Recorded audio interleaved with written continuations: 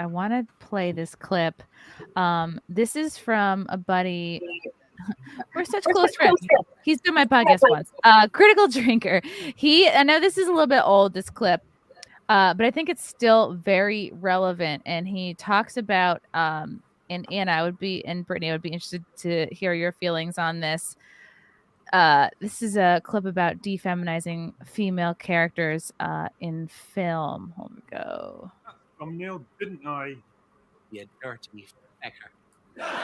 Anyway, I was gearing up to go see Black Widow, and I happened to be perusing the internet, taking in some of the general hype and publicity surrounding the movie, when I stumbled upon this little article where Scarlett Johansson reflects on her changing attitude towards the character.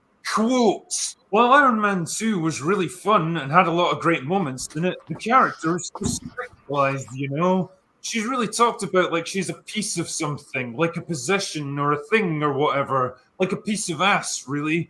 And Tony even refers to her as something like that at one point. I want some. Jesus, this girl rambles worse than me after a pint of absinthe. Anyway, what she's basically saying here is that she feels the character was treated as a simple sex object in her early appearances, and it's only recently that she's begun to come into her own and get treated as a fully realized human being in her own right, freed from the shackles of sexual. But also, Black Widow her character was kind of based around being a sex object. So, well, okay. So everyone kind of jumped on this, in like people that talk about pop culture. But so I actually think that statement is fake, as well as like the articles. Because I like to watch people's interviews, like, because I want to see, their mannerisms, their tone of voice, like, are they being sarcastic or not and stuff like that.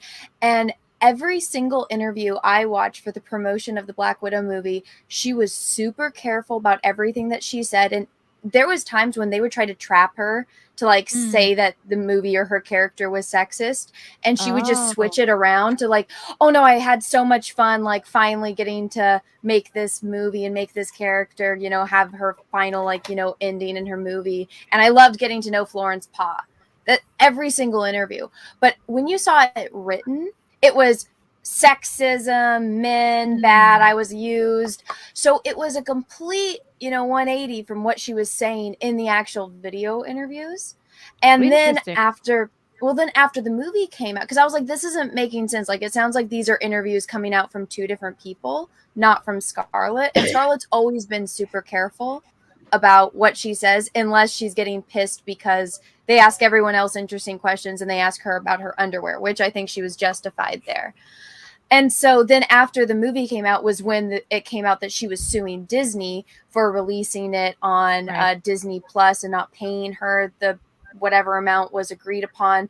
And so I think those articles were fake, and her suing them, goes to that, because I think that they were trying to give it bad press before, so that way it would fuck up her lawsuit.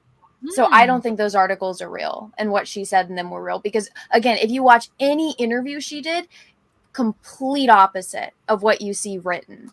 And there's no links to any kind of, audio. There's no photos of any of those interviews that she did, which usually when they're like, oh, I'm interviewing like so-and-so celebrity or Robert Downey Jr. for Iron Man, there'll be like press photos of that interview that, the Hollywood Reporter did.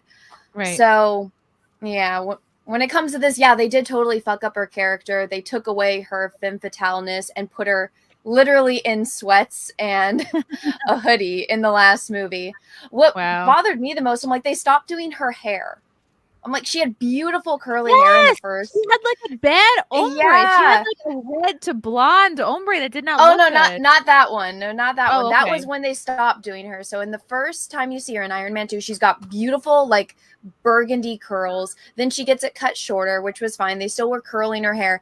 Then in Endgame, it's like she's got the wave and the braid. And then the last one it's like they're like, just get a random wig off of Amazon. Wow. Okay, interesting. Sorry, that was like a deep dive into this whole issue. But so, yeah. Okay, I'm gonna play a little more. sexual attractiveness. Now, I have to admit, my first reaction to this was, Jesus, Scarlett, talk about biting the hand that feeds you. Your career was basically built on the fact that you were extremely beautiful, and you didn't seem to have a problem exploiting that for your own benefit, or banking all those hefty paychecks it generated. But now the big 4-0 is on the horizon, and I guess that stuff will become less of an exploitable asset over the next few years, so it's time to disown it as a dated relic of a different culture. But is it really a fair assessment of the character? And is it a path that you really want to go down? I mean, I'm pretty sure the whole point of Black Widow is that she's a classic femme fatale archetype. She's beautiful and sexy, and she uses those traits to distract or manipulate her male opponents, creating a weakness that she can take advantage of. I mean, female spies have been doing this kind of shit for centuries, for one simple reason: it fucking works. Even way back in Iron Man 2, Black Widow was able to use her beauty to infiltrate Stark Industries so that she could spy on Tony. Yeah, she probably could have fought her way in and defeated the security guards standing in her way, but what would be the point when that wasn't her mission in the first place? Her job was to use every tool at her disposal to complete her objective with minimal collateral damage, and one of her most valuable tools was her looks. Take those things away and you're basically left with a low-tier human Avenger on par with Hawkeye. Someone that can fight and shoot guns to a reasonable standard, and, well, that's it really. But it also brings up a larger issue when it comes to how female characters are presented in movies like this. See, there's been a real push in recent years to do away with any hint of femininity and sexual attractiveness in female comic book heroes, which is why we're going to be subjected to stuff like this. That's lovely and all if you happen to be a blue-haired land whale, but is it really what people want to see on screen? See, there's no diplomatic way of saying this, and if there was, I wouldn't do it anyway because I'm a total asshole, so I'll just come out and say it. Women aren't all that interesting to look at if you dress them up like a sack of potatoes. Just ask Kelly Marie Tran. Movies in general, and comic book movies in particular, are basically built on physically attractive people doing incredible things. They exist in a world of hyper-reality where everything is just a little bit more extreme than what we have in the real world. The same physical laws exist, but they're not enforced as strictly. People are stronger, faster, they can punch harder and jump higher, they can take damage that would kill or severely injure a regular person in the real world. Why? Because when it comes to films like these, we don't want reality, we want fantasy. We want a world where the incredible is possible, where dreams and nightmares can come true, and where people can transcend the limitations of our mundane existence to become more than human. Superhuman, if you will. And we want the character's physical appearance to reflect that change. It's not that hard to figure out why. Human beings are instinctively drawn to people who look visually appealing. Handsome men and beautiful women representing the very best of what humans can be. That's literally the reason we get scenes like these.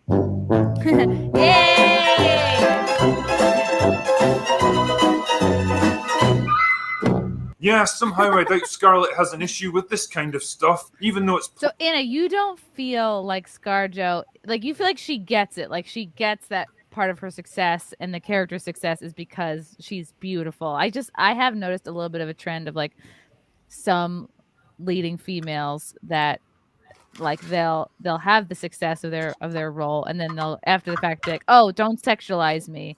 And I don't see as many men who are sexualized, like Aquaman, like Captain America, like so many Avengers guys. Like they seem more, I guess, comfortable with the idea that they are sometimes going to be sexualized, and I find it's a little bit of a trend for women to be like, oh, don't sexualize me, but like we all know it's part of it. Well, they even toned down the sexualization of men in Marvel. Like, all the guys don't take their shirts off anymore, which I think is bullshit. Because they work out super hard to get into super shape like that. Mm-hmm. And then they have them in clothes the entire time. Like Chris Hemsworth, when he was doing Thor, he talked about it because at first the director was like, oh, no, I feel bad. Like, dude, if you don't want to take your shirt off, then you don't have to. Chris Hemsworth was like, hell no. He's like, I worked out specifically to look like this. There's no way I'm going to have my shirt on for this scene. And so he's like, all right, cool. I haven't heard many examples of men complaining that they have to take their shirts off, that people like to look at them. Like, do you guys remember Magic Mike? Especially Magic Mike XXL. That I was just tweeting about the scene the other day where Joe Manganiello is trying to make the cashier girl laugh, and he does I Want It That Way is playing, and he slides on the ground, like on his knees. He pops open a bottle of water. He like pours it all over himself. And like, I think that's such a good example of like physical comedy, and like you can be sexy and funny. And I would like to see more of that. Not because he's hot and like easy on the eyes, but because it's funny. It's like really funny to me. Well, it's just interesting that, like, what does progressivism actually get you? Because it feels very regressive to make women feel as though, like, they can't, like, express themselves to be beautiful. They can't be feminine. They can't be sexual. It's, like, bad to think that, to have, like, sexual thoughts about women. Like, that's the kind of shit that's, like, from the 40s and 50s. Like, that's not supposed to be some new, like, socially progressive thing. So that's why everyone calls them regressives, because they're literally taking us back. And until Anna, you said what you just said, that you don't feel like ScarJo really truly is that way. And I was like, okay, I wonder if some women, like maybe if they are getting older, they think, oh shit, am I worried about how much longer I'm going to be able to like attract people on my looks? Do you think like, well, that's you guys... what Blaire was saying earlier about Alyssa Milano. Like, she obviously is in her, she's 44 now, maybe a little bit older. Okay. But she still looks good for her age from what I've seen of her.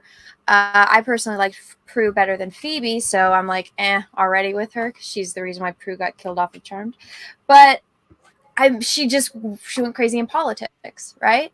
She didn't need to. Like, she didn't get famous for being a political activist. She got famous because she looked like Ariel, and so they drew her for Ariel, and she was on Charmed. That's it. That's her claim to fame. And now she's older. She's got kids. She's married. So she's like, let me go into politics and push all of these things and then not spell anything correctly, especially people's names. But I don't know. She's 47? Oh, wow. Or maybe she's 48. I mean, I loved her in Who's the Boss. She might be turning 50 this year. She's born December 1972. So she's only gotten crazier as she's gotten older. But I mean, before it was like, one of the things that people like to bring up is, Star Trek was sexist. And it's like, because the women chose to wear short, like mini skirts and the boots. I'm like, they chose to because that was empowering. That's progressive. But now you got here, it's like, if you show like an inch of cleavage online, you're a thought immediately. I remember the first time I ever posted a video on YouTube, and I didn't intend anyone to see it except my friends and family. And my thumbnail, you know, the thing on your channel name, it was like my actual real name, and it was my picture, but it was my Gmail picture. And I was wearing a V-neck shirt. And so there was a little bit of cleavage, and people were like, oh, she's just a thought. And I was like, what is that? And I Googled it. I was like, oh my God, I need to change my picture. So it's like, yeah, we're getting back to the era where it's like, if you don't have your ankles covered up, then you're basically a whore in some people's eyes. And I feel like everyone here has kind of had to deal with that on some level. Like, Allie, when I heard your story, I was like, are you fucking kidding? Like, just because you were doing something on the side, that means that your entire career needs to be ruined? Like, how does that at all affect your ability as a nurse, right? And Allie had I didn't even, I mean, I'm not even the one that brought it to everyone's attention. That's what was so shitty. Like, that would have been like my worst fear. It was my worst fear for anyone to find out. Like, I wanted to maintain the two different lives. So yeah, it definitely, there was no other way that anyone knew what I was doing at work, except obviously from people exposing me.